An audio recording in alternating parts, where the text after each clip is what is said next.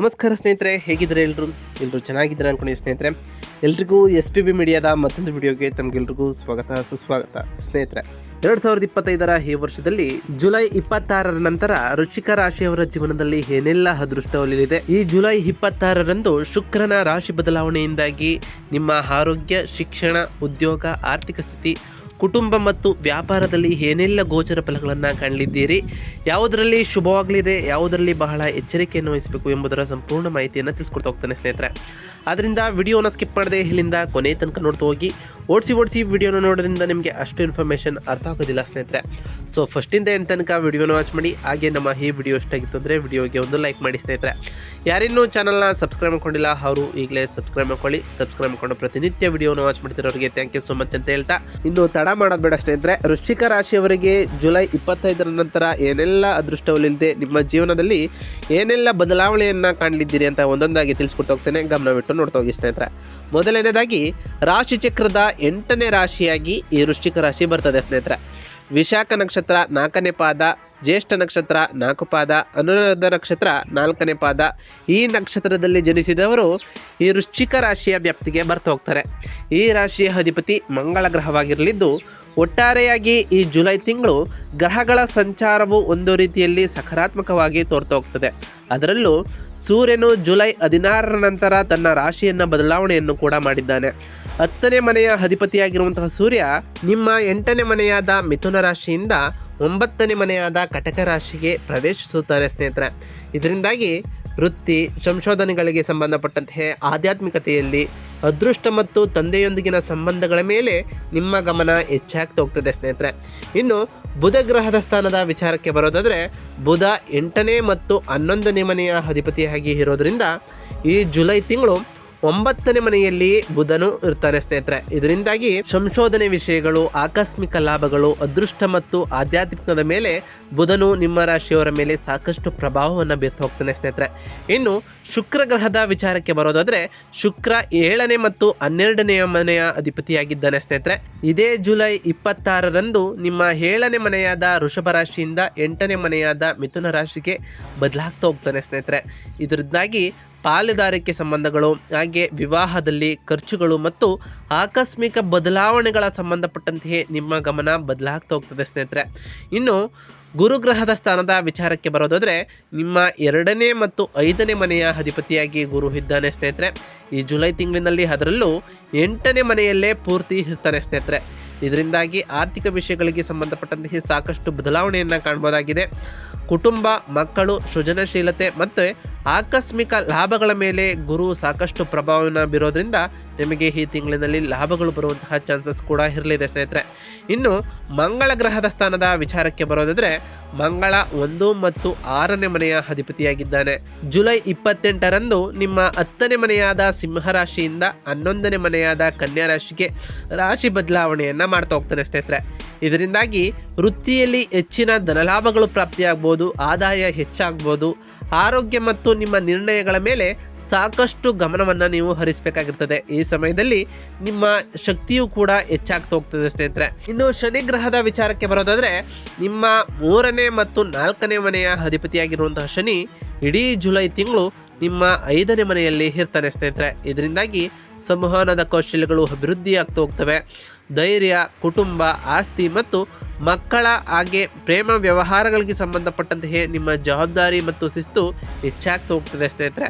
ಇನ್ನು ರಾಹು ಗ್ರಹದ ವಿಚಾರಕ್ಕೆ ಬರೋದಾದರೆ, ರಾಹು ನಿಮ್ಮ 4ನೇ ಮನೆಯಲ್ಲಿ ಇರ್ತಾನೆ. ಇದರಿಂದಾಗಿ ಕುಟುಂಬ, ಮನೆ ವಾತಾವರಣ, ತಾಯಿಯ ಆರೋಗ್ಯ ಮತ್ತು ಮನಸ್ಸಿನಲ್ಲಿ ಶಾಂತಿಯ ವಿಷಯಗಳ ಮೇಲೆ ಅನಿರೀಕ್ಷಿತ ಬದಲಾವಣೆಗಳು ಉಂಟಾಗ್ತಾ ಹೋಗ್ತದೆ.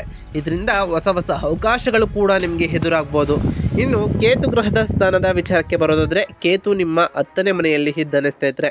ಇದರಿಂದಾಗಿ ವೃತ್ತಿ ಸಂಬಂಧಪಟ್ಟಂತೆ ಸಾಮಾಜಿಕ ಮನ್ನಣೆಯು ನಿಮಗೆ ದೊರೆತು ಹೋಗ್ತದೆ. ತಂದೆಯೊಂದಿಗಿನ ಸಂಬಂಧಗಳ ಮೇಲೆ ಅಂತರ್ಮುಖ ದೃಷ್ಟಿ ಹೆಚ್ಚಾಗ್ಬೋದು.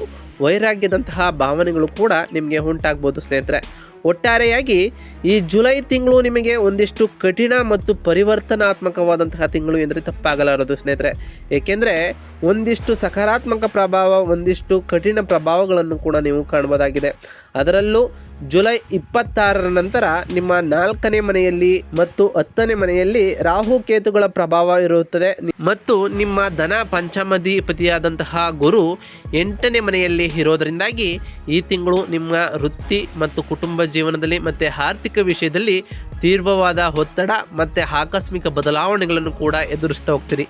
ತಿಂಗಳ ದ್ವಿತೀಯಾರ್ಧದಲ್ಲಿ ಅಂದರೆ ಈ ವಾರದಲ್ಲಿ ಗ್ರಹಗಳ ಅನುಕೂಲಕತೆ ಹೆಚ್ಚಾಗುವುದರಿಂದಾಗಿ ಸ್ವಲ್ಪ ಉಪಶಮನವೂ ಕೂಡ ನಿಮಗೆ ನೀಡ್ತಾ ಹೋಗ್ತದೆ. ಇದು ನಿಮ್ಮ ಸಹನೆಯನ್ನು ಗುರು ಪರೀಕ್ಷಿಸುವ ಸಮಯ ಅಂದರೆ ತಪ್ಪಾಗಲಾರದು ಸ್ನೇಹಿತರೆ. ಇನ್ನು ವೃತ್ತಿ ಜೀವನದ ವಿಷಯಕ್ಕೆ ಬರೋದಾದರೆ ವೃತ್ತಿಯಲ್ಲಿ ಮೊದಲ ಭಾಗದಲ್ಲಿ ಸವಾಲುಗಳಿಂದ ಕೂಡಿರ್ತದೆ. ತಿಂಗಳ ಮೊದಲ ಭಾಗದಲ್ಲಿ ನಿಮ್ಮ 10ನೇ ಮನೆಯಲ್ಲಿ ಕೇತುವಿನ ಸಂಚಾರದಿಂದಾಗಿ ನೀವು ಎಷ್ಟೇ ಕಷ್ಟಪಟ್ಟರೂ ಕೂಡ ಮನ್ನಣೆ ಸಿಗೋದಿಲ್ಲ ಸ್ನೇಹಿತರೆ. ಉದ್ಯೋಗದಲ್ಲಿ ಅತೃಪ್ತಿ ಉಂಟಾಗೋದಿರ್ಬೋದು ಅಥವಾ ಮೇಲಾಧಿಕಾರಿಗಳೊಂದಿಗೆ ಭಿನ್ನಾಭಿಪ್ರಾಯಗಳು ಉಂಟಾಗೋದಿರ್ಬೋದು. ಈ ರೀತಿಯ ಬದಲಾವಣೆಗಳನ್ನು ನೀವು ಎದುರಿಸ್ತಾ ಹೋಗ್ತೀರಿ ಸ್ನೇಹಿತರೆ. ಕಚೇರಿಯಲ್ಲಿ ನಿಮ್ಮ ವಿರುದ್ಧ ಪಿತೂರಿಯನ್ನು ನಡೆಸುವಂತಹ ಸಾಧ್ಯತೆಯೂ ಕೂಡ ಇದ್ದೆ. ಆದ್ದರಿಂದ ಬಹಳ ಜಾಗರೂಕರಾಗಿ ಇರಬೇಕಾಗಿರ್ತದೆ ಈ ವೃಶ್ಚಿಕ ರಾಶಿಯವರು ಸ್ನೇಹಿತರೆ. ಇನ್ನು ಜುಲೈ 16ರ ನಂತರ ನಿಮ್ಮ 10ನೇ ಮನೆಯ ಅಧಿಪತಿ ಸೂರ್ಯನು 9ನೇ ಸ್ಥಾನಕ್ಕೆ ಪ್ರವೇಶಿಸೋದ್ರಿಂದಾಗಿ ಪರಿಸ್ಥಿತಿ ಅದ್ಭುತವಾಗಿ ಸುಧಾರಿಸ್ತಾ ಹೋಗ್ತದೆ. ಅದೃಷ್ಟ ಕೈಗೂಡಿ ಅಡೆತಡೆಗಳು ನಿವಾರಣೆ ಹೋಗ್ತವೆ ಸ್ನೇಹಿತರೆ. ತಿಂಗಳ ಹೆಚ್ಚಿನ ಭಾಗ ನಿಮ್ಮ ರಾಶಿ ಅಧಿಪತಿ ಮಂಗಳನು 10ನೇ ಮನೆಯಲ್ಲಿ ಇರೋದ್ರಿಂದಾಗಿ ನಿಮ್ಮ ಅಧಿಕಾರ ಮತ್ತು ಪ್ರಭಾವ ಚೆನ್ನಾಗಿರ್ತದೆ. ತಿಂಗಳ ಕೊನೆಯಲ್ಲಿ ಅವನು 11ನೇ ಮನೆಗೆ ಹೋಗೋದ್ರಿಂದ ನಿಮ್ಮ ವೃತ್ತಿಪರ ಪ್ರಯತ್ನಗಳು ಲಾಭವನ್ನು ತಂದುಕೊಡ್ತಾ ಹೋಗ್ತವೆ ಸ್ನೇಹಿತರೆ. ಇನ್ನು ಆರ್ಥಿಕ ವಿಷಯಕ್ಕೆ ಸಂಬಂಧಪಟ್ಟಂತೆ ಈ ತಿಂಗಳು ಆದಾಯ ಮತ್ತು ಖರ್ಚುಗಳೆರಡೂ ಅಧಿಕವಾಗಿರ್ತದೆ ಸ್ನೇಹಿತರೆ. ನಿಮಗೆ ಆದಾಯ ಎಷ್ಟು ಬರುತ್ತೋ ಖರ್ಚು ಕೂಡ ಅಷ್ಟೇ ಇರುತ್ತೆ. ನಿಮ್ಮ 2ನೇ ಮನೆಯ ಅಧಿಪತಿಯಾಗಿ ಗುರು 8ನೇ ಮನೆಯಲ್ಲಿ ಇರೋದರಿಂದಾಗಿ ಆಕಸ್ಮಿಕವಾಗಿ ಭಾರೀ ಖರ್ಚುಗಳು ಎದುರಾಗ್ತಾ ಹೋಗ್ತವೆ. ಕುಟುಂಬ ಸದಸ್ಯರ ಆರೋಗ್ಯ ಹಾಗೆ ಮನೆಯ ದುರಸ್ತಿ ಅಥವಾ ಹಳೆಯ ಸಾಲಗಳನ್ನು ತೀರಿಸಲು ನೀವು ಹಣವನ್ನು ಖರ್ಚು ಮಾಡಬೇಕಾಗ್ಬೋದು ಸ್ನೇಹಿತರೆ. 11ನೇ ಮನೆಯ ಅಧಿಪತಿ ಬುಧ 9ನೇ ಮನೆಯಲ್ಲಿ ಇರೋದರಿಂದಾಗಿ ಅದೃಷ್ಟವಶಾತ್ ಕೆಲವು ಮಾರ್ಗಗಳಿಂದ ನಿಮಗೆ ಆದಾಯ ಬರ್ತಾನೆ ಇರ್ತದೆ.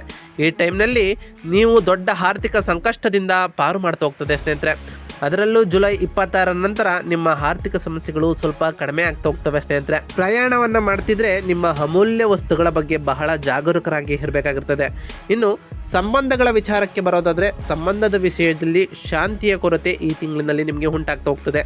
ಅದರಲ್ಲೂ ಜುಲೈ 25ರ ನಂತರ 4ನೇ ಮನೆಯಲ್ಲಿ ರಾಹುವಿನ ಸಂಚಾರವಾಗೋದ್ರಿಂದ ಮನೆಯಲ್ಲಿ ಆಗಾಗ ಜಗಳಗಳು ಕಿರಿಕಿರಿಗಳು ಉಂಟಾಗ್ತಾ ಹೋಗ್ತವೆ. ತಾಯಿಯ ಆರೋಗ್ಯದ ಬಗ್ಗೆ ಗಮನವನ್ನು ಹರಿಸಿ ಸ್ನೇಹಿತರೆ. ನಿಮ್ಮ 5ನೇ ಮನೆಯಲ್ಲಿ ಶನಿ ಇರೋದರಿಂದಾಗಿ ಮಕ್ಕಳ ವಿಷಯದಲ್ಲಿ ಚಿಂತೆಗಳು ಅಥವಾ ಅವರೊಂದಿಗೆ ಭಿನ್ನಾಭಿಪ್ರಾಯಗಳು ಬರ್ಬೋದು. ಜುಲೈ 26ರ ನಂತರ ನಿಮ್ಮ 7ನೇ ಮನೆಯ ಅಧಿಪತಿಯಾಗಿರುವಂತಹ ಶುಕ್ರನು 8ನೇ ಮನೆಗೆ ಹೋಗೋದ್ರಿಂದ ಜೀವನ ಸಂಗಾತಿಯ ಆರೋಗ್ಯದ ವಿಷಯದಲ್ಲಿ ಮತ್ತು ಅವರೊಂದಿನ ಸಂಬಂಧದಲ್ಲಿ ಕೆಲವು ಸಮಸ್ಯೆಗಳು ಉಂಟಾಗ್ಬೋದು ಸ್ನೇಹಿತರೆ. ಒಬ್ಬರನ್ನೊಬ್ಬರು ಅರ್ಥ ಮಾಡಿಕೊಂಡು ಉತ್ತಮವಾದ ಸಂವಹನವನ್ನು ನಡೆಸಿಕೊಂಡು ನೀವು ಬಾಳ್ಮೆಯನ್ನು ಮಾಡಬಹುದಾಗಿದೆ. ತಾಳ್ಮೆಯಿಂದ ಮುಂದುವರಿಯುವುದು ಬಹಳ ಮುಖ್ಯವಾಗಿರ್ತದೆ.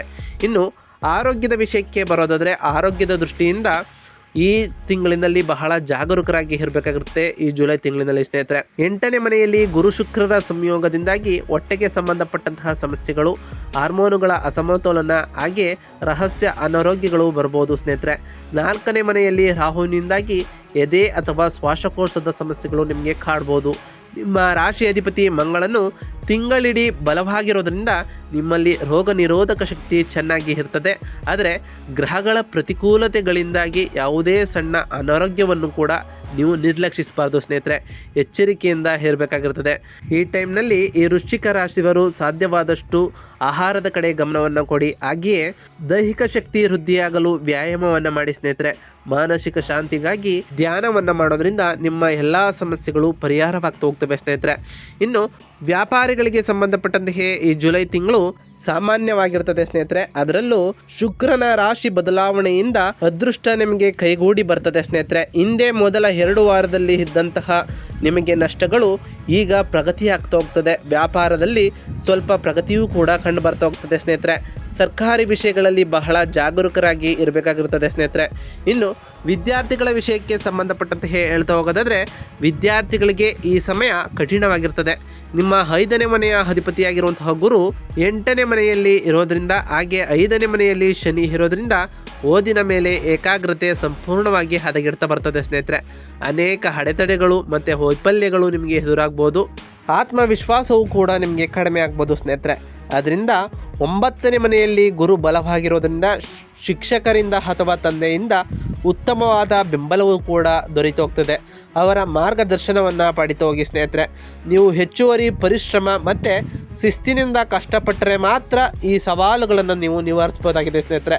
ಶನಿದೇವರು ಶಿಸ್ತಿಗೆ ಹೆಚ್ಚಿನ ಪ್ರಾಮುಖ್ಯತೆಯನ್ನು ಕೊಡೋದ್ರಿಂದ ಶಿಸ್ತಿನಿಂದ ಶ್ರದ್ಧೆಯಿಂದ ನೀವು ಸಮಯ ಪರಿಪಾಲನೆಯನ್ನು ಮಾಡಿಕೊಂಡು ಹೋದಿದ್ದೇ ಆದರೆ ನಿಮ್ಮ ಜೀವನದಲ್ಲಿ ಸಾಕಷ್ಟು ಬದಲಾವಣೆಯನ್ನು ಕಾಣ್ಬೋದಾಗಿದೆ ಸ್ನೇಹಿತರೆ.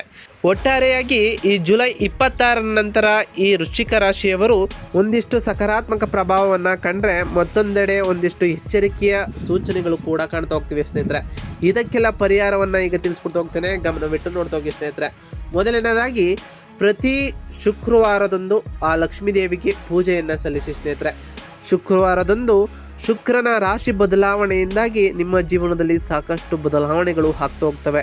ಹಾಗೆ ನೀವು ಅಂದುಕೊಂಡಂತಹ ಕೆಲಸಗಳು ಕೂಡ ವೃದ್ಧಿಯಾಗ್ತಾ ಹೋಗ್ತದೆ. ಮನೆಯಲ್ಲಿ ಶಾಂತಿ ಸಮೃದ್ಧಿಯೂ ಕೂಡ ನೆಲೆಸಲಿದೆ ಸ್ನೇಹಿತರೆ.